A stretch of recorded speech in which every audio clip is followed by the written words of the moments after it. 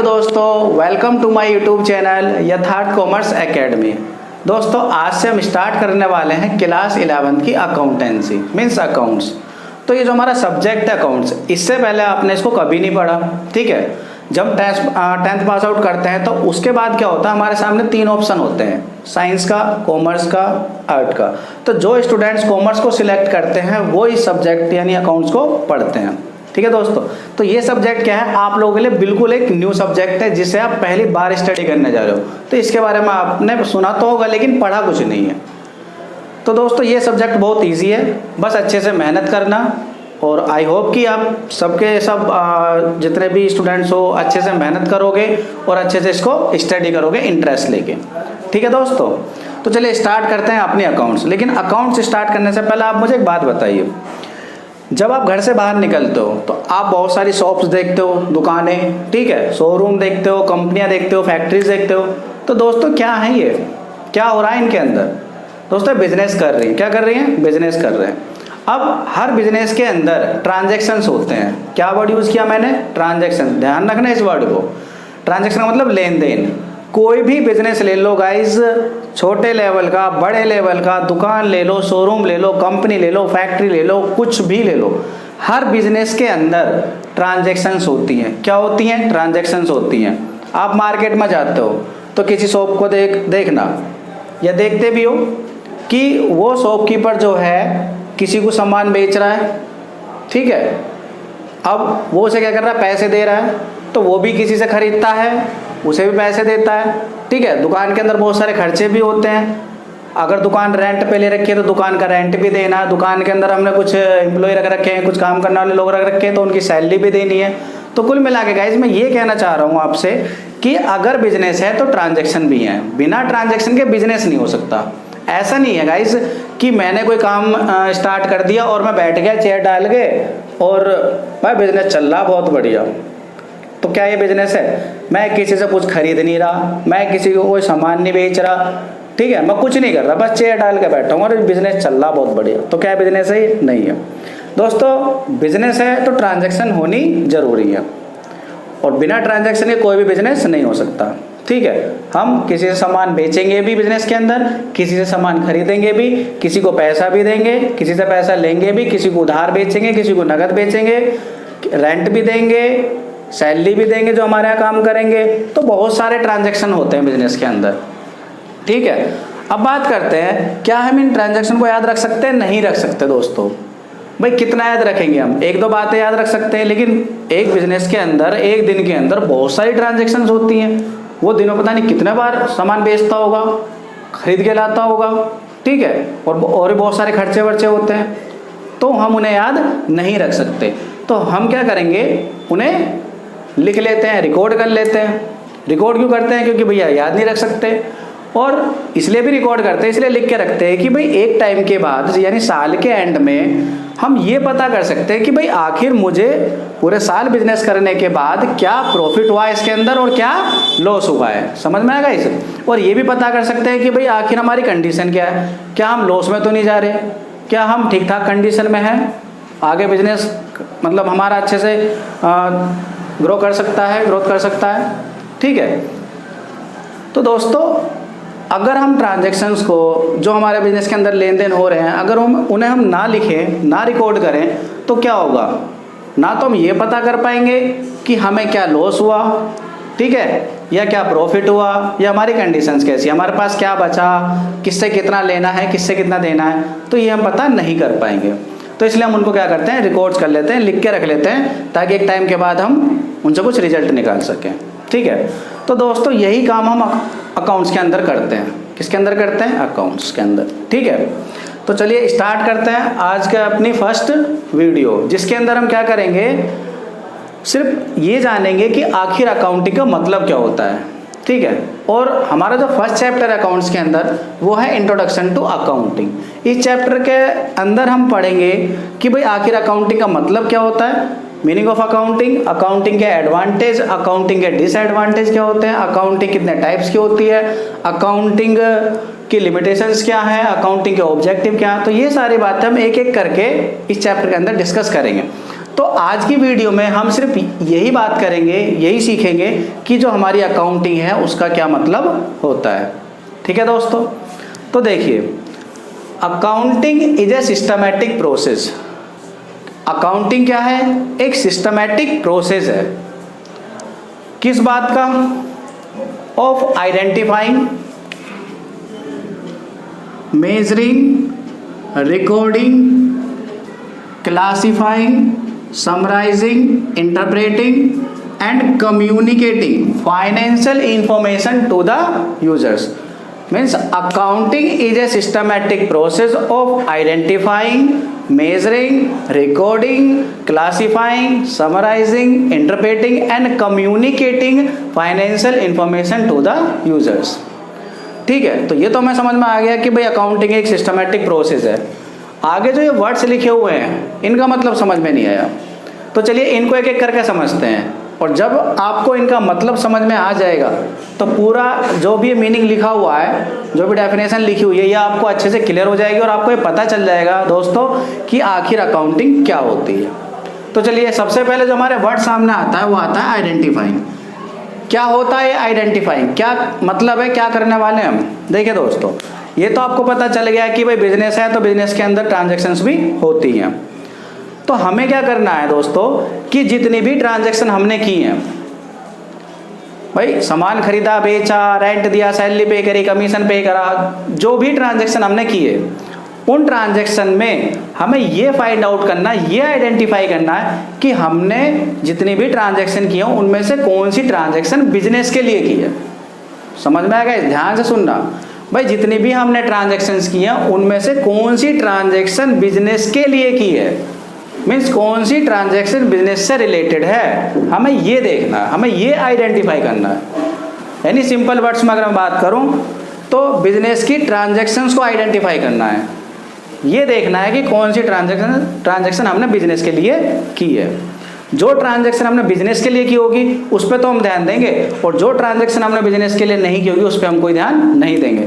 For example, मैंने घर के लिए एक सामान खरीदा है और बिजनेस के लिए एक मशीन खरीदी है, तो दोनों में कौन सी ट्रांजैक्शन मैंने बिजनेस के लिए की है? भाई जो मैंने मशीन परचेज करी वो मैंने बिजनेस के लिए की है ट्रांजैक्शन, लेकिन जो घर के लिए सामान खरीदा तो वो बिजनेस की ट्रांजैक्शन थोड़ी हुई, वो तो घर की हुई है। समझ में आ गया इस? तो आइडेंटिफाइंग का मतलब होता है कि जो भी आपने ट्रांजैक्शन कर रहे हो, की हैं, उसमें आप ये फाइंड आउट करो, ये आइडेंटिफाई करो कि आपने बिजनेस के लिए कौन सी ट्रांजैक्शन की है। समझ में आ गया? तो आइडेंटिफाई का मतलब क्या हमारा, कि जो भी हमने ट्रांजैक्शन की है हमें उनमें क्या आइडेंटिफाई करना है, बिजनेस की ट्रांजैक्शन कौन सी है। जो बिजनेस की ट्रांजैक्शन नहीं होगी उस पर हम कोई ध्यान नहीं देंगे। ठीक है दोस्तों, एग्जाम्पल के लिए आपके सामने 3-4 ट्रांजैक्शन लिखी हुई है, इनमें देखते हैं फाइंड आउट करके कि कौन सी ट्रांजैक्शन उसने बिजनेस के लिए की है। देखिएगा, रेंट पेड फॉर बिजनेस, भाई बिजनेस के अंदर उन्होंने कोई मान लो जगह वगैरह रेंट पे ले रखी होगी तो उसका रेंट पे करा है, तो ये ट्रांजैक्शन बिजनेस के लिए की है। गुड्स परचेज फॉर बिजनेस, उन्होंने बिजनेस के लिए गुड्स परचेज किया है। गुड्स क्या होता है? जिस चीज़ का हम बिजनेस करते हैं। ठीक है, मान लेते हैं कोई पर्सन है, उसने ट्रांजैक्शन की है, तो उसने अपने क्या करा है कि बिजनेस के लिए गुड्स परचेज करा, तो ये बिजनेस के लिए ट्रांजैक्शन की है उसने। ठीक है, फर्नीचर परचेज फॉर होम, घर के लिए फर्नीचर खरीदा, ये ट्रांजैक्शन बिजनेस के लिए नहीं की। सैलरी पेड, उसके बिजनेस के अंदर कुछ लोग काम करते हैं, कुछ लोग एम्प्लॉई हैं, तो उनकी सैलरी पे करी है, तो ये भी क्या है, बिजनेस के लिए ट्रांजैक्शन जो की है वो है। ठीक है, तो तीन ट्रांजैक्शन हमने आइडेंटिफाई की जो हमने बिजनेस के लिए की हैं। तो इन 3 ट्रांजैक्शन पर हम ध्यान देंगे और इस पर कोई ध्यान नहीं देंगे।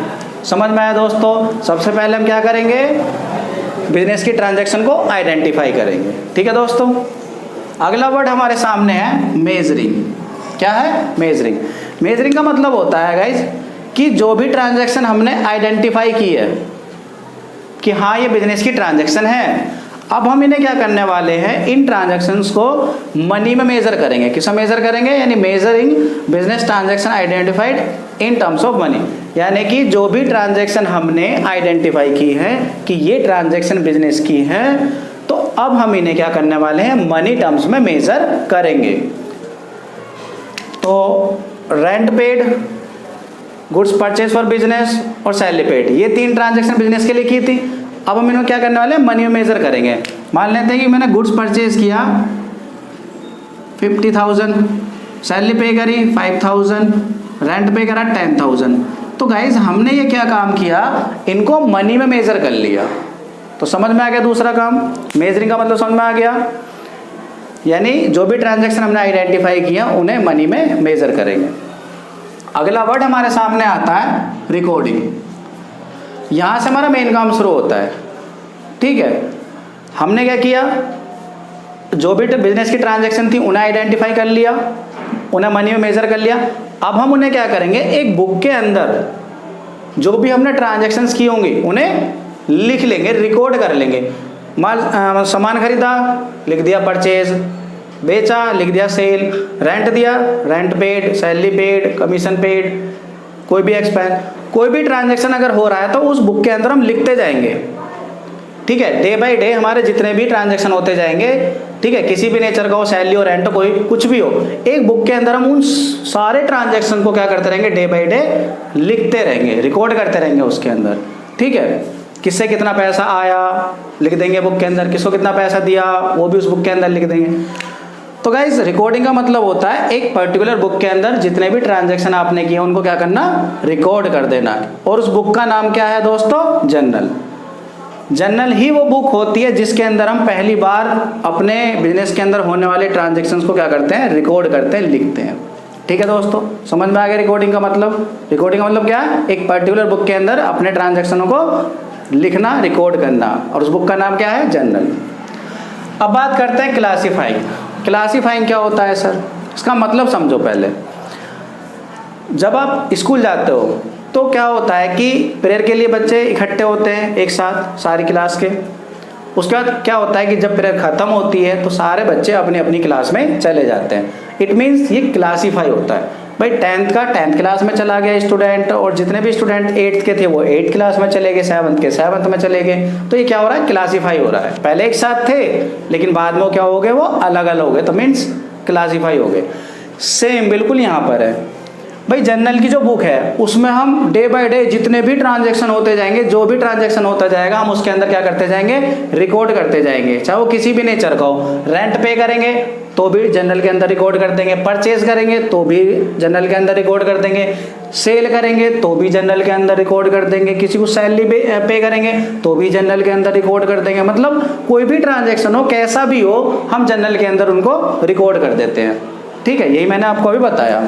क्लासीफाइंग के अंदर हम क्या करते हैं कि जर्नल के अंदर हम जितने भी ट्रांजैक्शन को क्या करते हैं, रिकॉर्ड करते हैं, उन्हें अलग अलग कर देते हैं। क्या कर देते हैं, ध्यान से समझना, अलग अलग कर देते हैं। मीन्स जितनी भी जर्नल के अंदर परचेज की एंट्री करी होगी हमने, जितने भी हमने परचेज उसके अंदर रिकॉर्ड करी होगी, चाहे किसी भी डेट की हो, कितनी भी अमाउंट की हो, तो जो परचेज है हमारी टोटल, भाई उसके अंदर हमने कितनी भी बार भी परचेज रिकॉर्ड करी हो, तो सारी परचेज को हम क्या करेंगे, इकट्ठा करेंगे और अलग लेके आ जाएंगे।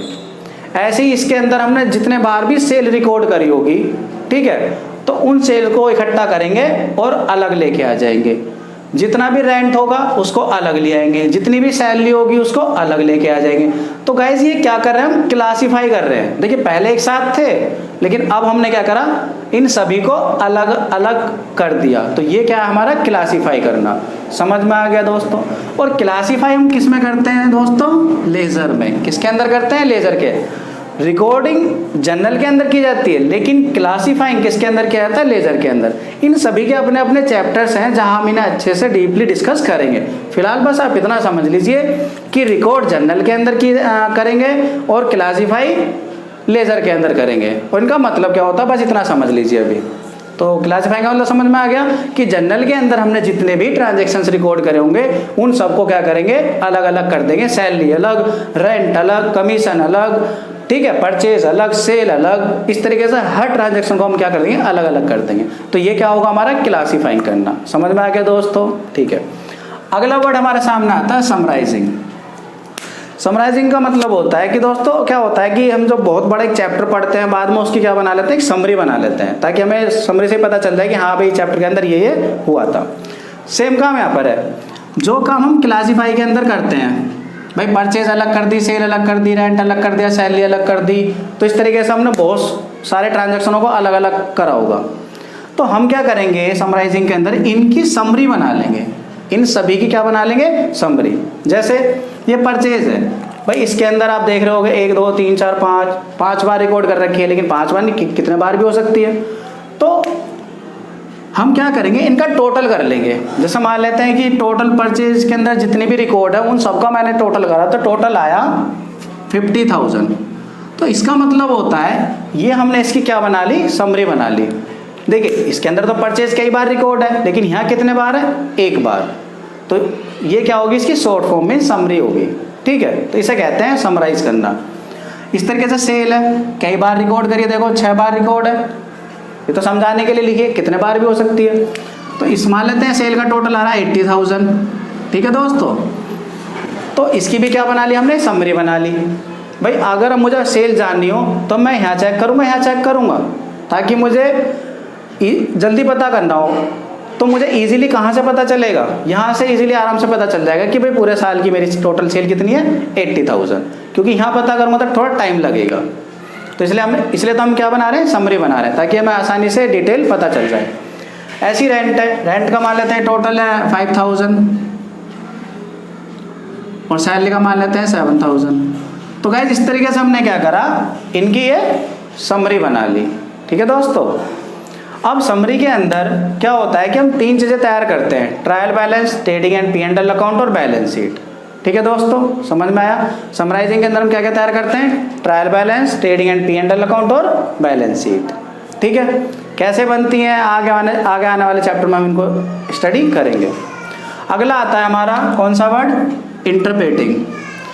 देखिए गाइस, जो हमारे समराइजिंग के अंदर हम ट्रेडिंग P&L और बैलेंस शीट बनाते हैं, तो ट्रेडिंग या P&L अकाउंट से हमें ये पता तो चल जाता है कि भाई हाँ इतना प्रॉफिट है, इतना लॉस हुआ है, एसेट्स इतनी बची हैं। बैलेंस शीट से पता चल जाता है कि हमारे पास एसेट्स कितनी है, लायबिलिटी कितनी है। एसेट्स का मतलब जैसे हमारे घर में हमारा जो भी सामान है वो हमारी एसेट्स है, ऐसी बिजनेस के अंदर भी होती हैं। ठीक है, और लायबिलिटी का मतलब हमारे ऊपर जो कर्जे होते हैं, तो ऐसी बिजनेस के ऊपर भी होते हैं। तो ट्रेडिंग P&L से हमें ये पता चल जाता है समराइजिंग के अंदर कि कितना प्रॉफिट हुआ या कितना लॉस हुआ। और बैलेंस शीट से क्या पता चल जाता है कि आखिर हमारी फाइनेंशियल पोजीशन क्या है, कितनी एसेट्स और कितनी लायबिलिटी है। तो दोस्तों बात यहीं पे ख़त्म नहीं होती है। हमें प्रॉफिट तो पता चल गया, ठीक है, इतना हुआ जो भी है, बात यहीं ख़त्म नहीं होती है। ये जो हमारा इंटरप्रेटिंग है, इसके अंदर क्या होता है दोस्तों, जो भी समराइजिंग के अंदर हम स्टेटमेंट तैयार करते हैं या जो भी समरी बनाते हैं, उनमें हर फिगर्स को, सेल को, परचेज को, किसी भी एक्सपेंस को, इन सब को एनालाइज किया जाता है। क्या किया जाता है, एनालाइज किया जाता है, जांच करी जाती है, देखा जाता है कि आखिर जो ये डाटा है हमारे सामने, जो ये फिगर्स लिखे हैं, ये क्या बताना चाह रही हैं। ठीक है, उसको क्या करना, एक्सप्लेन करना, means explain the meaning of data. यानी जो भी डाटा हमारे सामने है, आखिर वो हमें क्या बताना चाह रहा है। सेल लिखी है 50,000, तो क्या बताना चाह रही है भाई, सेल कम हुई है या ज़्यादा हुई है, क्या बताना चाह रही है आखिर ये। तो दोस्तों इंटरप्रेटिंग में क्या होता है कि जो भी हमारे फाइनेंशियल स्टेटमेंट, इन्हें फाइनेंशियल स्टेटमेंट ही बोलते हैं। तो समराइजिंग या फिर जो भी स्टेटमेंट हम तैयार करते हैं, उसमें जो भी हमारा डाटा होता है उनको एनालाइज किया जाता है और इंटरप्रेट किया जाता है कि हमारे बिजनेस के अंदर कितना प्रॉफिट हुआ या फिर कितना लॉस हुआ, हमारे बिजनेस की फाइनेंशियल पोजीशन क्या है, या अदर इन्फॉर्मेशन भी हमें निकल के आती है। जैसे मान लीजिए लॉस हुआ, भाई क्यों हुआ लॉस, हो सकता है इस साल हमारे एक्सपेंसेस ज़्यादा हो और हमारी सेल क्या हो, कम हो। तो इससे क्या होगा, हमारे एक इन्फॉर्मेशन निकल गया कि भाई इस साल हमारा एक्सपेंस ज़्यादा है और सेल कम हुई है। तो अगले साल के लिए हम डिसीजन ले सकेंगे कि भाई हमें एक्सपेंस पे कंट्रोल करना है और अपनी सेल को इंक्रीज करने का क्या करना है, एफर्ट करना है। ठीक है दोस्तों, तो इंटरप्रेटिंग में क्या होता है कि एनालाइज करते हैं तो कुछ ना कुछ रिजल्ट हमारे सामने आता है, कुछ ना कुछ इन्फॉर्मेशन निकल के आती है। ठीक है, वो क्या की जाती है, बताई जाती है, इंटरप्रेट की जाती है। अब बात करते हैं अगला जो वर्ड था हमारा, कम्युनिकेटिंग। देखिए दोस्तों, जो भी एनालाइज और इंटरप्रेट के द्वारा हमारा रिजल्ट आता है कि बिजनेस के अंदर क्या प्रॉफिट हुआ, कितना लॉस हुआ तो क्यों हुआ, प्रॉफिट कम हुआ तो क्यों हुआ, प्रॉफिट ज़्यादा हुआ तो क्यों हुआ, या जो भी अदर इन्फॉर्मेशन निकल के आती हैं, वो क्या करी जाती हैं, यूजर्स को कम्युनिकेट करते हैं। क्या करते हैं, यूजर्स को कम्युनिकेट करते हैं, उन्हें बताते हैं कि भाई हमारे बिजनेस के अंदर इतना प्रॉफिट हुआ या फिर इतना लॉस हुआ, हमारे बिजनेस की फाइनेंशियल पोजीशन ये है, इतनी हमारे पास एसेट्स बची हैं, इतनी हमारे पास लायबिलिटी बची है। ठीक है, अब बात आती है कि सर यूजर्स कौन होते हैं और इन्हें बताते क्यों हैं। देखिए यूजर्स के बारे में आगे डीपली पढ़ेंगे, फिलहाल बस आप इतना समझ लीजिए कि यूजर्स वो पर्सन होते हैं जिनका बिजनेस से कुछ ना कुछ मतलब होता है। ठीक है, जैसे पहले तो इतना समझ लीजिए कि यूजर्स को हम दो पार्ट्स में डिवाइड करते हैं, इंटरनल और एक्सटर्नल। यानी यूजर्स हमारे दो टाइप्स के होते हैं, इंटरनल और एक्सटर्नल। इंटरनल यूजर्स वो होते हैं जो बिजनेस के अंदर है, जैसे ओनर हो गया, एम्प्लॉय हो गए, मैनेजमेंट हो गया। एक्सटर्नल यूजर जैसे बैंक हो गया, गवर्नमेंट होगी, क्रेडिटर हो गया, ये सब है। ठीक है, तो उन्हें कम्युनिकेट क्यों करते हैं भाई? जो भी हमारा रिजल्ट या फिर जो भी हमारी फाइनेंशियल पोजीशन निकल के आई है कि हमें कितना प्रॉफिट हुआ या कितना लॉस हुआ या हमारे फाइनेंशियल पोजीशन क्या है या जो भी अदर इन्फॉर्मेशन निकल के आई है एनालाइज और इंटरप्रेट के थ्रू, वो हम यूजर्स को कम्युनिकेट इसलिए करते हैं क्योंकि उन्हें नीड होती है, उन्हें ज़रूरत होती है, वो जानना चाहते हैं हमारे बिजनेस के बारे में, इसलिए हम उन्हें बता देते हैं।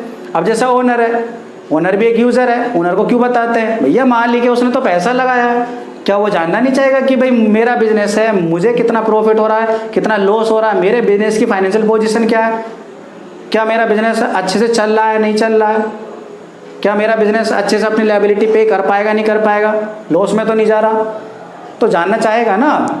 तो इसलिए क्या करते हैं कि हमारा जो भी रिजल्ट निकल के आता है एनालाइज और इंटरप्रेट के थ्रू, वो क्या किया जाता है, उनको कम्युनिकेट किया जाता है।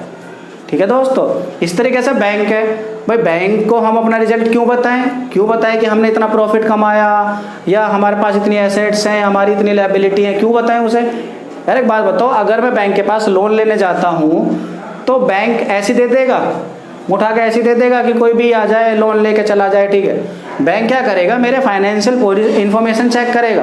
क्या करेगा? उसे भी मेरे फाइनेंशियल जो भी मेरी फाइनेंशियल इन्फॉर्मेशन निकल के आई है, जो भी मेरे बिजनेस का रिजल्ट निकल के आया, उसे भी ज़रूरत है। क्यों ज़रूरत है? वो देखेगा कि भैया अगर मैं इसे लोन दे रहा हूँ तो क्या टाइम पे ये मेरा लोन मुझे वापस कर पाएगा नहीं कर पाएगा, क्या अच्छे से मुझे लोन पे इंटरेस्ट दे पाएगा नहीं दे पाएगा। तो इसलिए बैंक को भी क्या होती है, हमारी फाइनेंशियल इन्फॉर्मेशन की नीड होती है, इसलिए हम उन्हें भी क्या करते हैं, कम्युनिकेट करते हैं। ठीक है, बताते हैं कि हमारे बिजनेस में इतना इतना प्रॉफिट या इतना लॉस हुआ या हमारे बिजनेस की फाइनेंशियल पोजीशन ये है, या फिर जो भी अदर इन्फॉर्मेशन निकल के आती हैं, ताकि वो अपने अकॉर्डिंग उनको एनालाइज कर सकें और डिसीजन ले सकें। ठीक है, तो दोस्तों मैंने क्या किया, आपको हर वर्ड का मतलब बता दिया। तो अब हमें समझ में आ गया कि भाई अकाउंटिंग होती क्या है। एक बार रिपीट कर देता हूँ, accounting is a systematic process, किस बात का, जिसके अंदर हम क्या करते हैं, बिजनेस की ट्रांजैक्शन को आइडेंटिफाई करते हैं, फिर उन ट्रांजैक्शन को मनी में मेजर करते हैं, मनी में मेजर करने के बाद हम उनको जनरल में क्या करते हैं, रिकॉर्ड करते हैं, और जनरल में रिकॉर्ड करने के बाद हम उन्हें लेजर में क्या करते हैं, क्लासीफाई करते हैं, यानी अलग अलग करते हैं। फिर क्लासीफाई करने के बाद हम उनकी क्या बनाते हैं, समरी बनाते हैं, और समरी के अंदर 3 चीज़ें बनेगी, ध्यान रखना। उसके बाद क्या किया जाता है कि जो भी डाटा या समरी होती है उनको एनालाइज और इंटरप्रेट किया जाता है, रिजल्ट निकाला जाता है, फिर उस रिजल्ट को हम क्या करते हैं, फाइनली यूजर्स को कम्युनिकेट करते हैं। ये क्या है, हमारी अकाउंटिंग है। समझ में आ गया दोस्तों अकाउंटिंग क्या है? ठीक है, आई होप कि सभी को अच्छे समझ में आया होगा। तो दोस्तों इस वीडियो में बस इतना ही। नेक्स्ट वीडियो में हम क्या करेंगे, कुछ और टॉपिक्स के बारे में बात करेंगे, जैसे अकाउंटिंग कितने टाइप्स की है या फिर ऑब्जेक्टिव, जो भी टॉपिक होगा उसके बारे में बात करेंगे। तो दोस्तों अगर आपको वीडियो अच्छी लगी हो तो प्लीज़ लाइक कर देना, कमेंट कर देना और चैनल को सब्सक्राइब कर देना।